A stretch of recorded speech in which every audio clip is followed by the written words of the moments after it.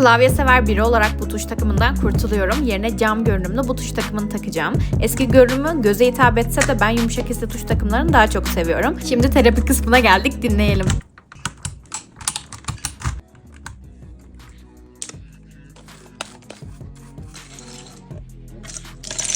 Şimdi yeni tuşları dizme vakti. Fiyatına göre kalitesi gerçekten mükemmel. Ayrıca tuş sayısı da fazla, her boyut klavye için kullanabilirsiniz. Son halini nasıl buldunuz? Bu tatlılık şaka mı? Ben bayıldım. İnsanın tuşları yiyesi geliyor. Sesi de böyle.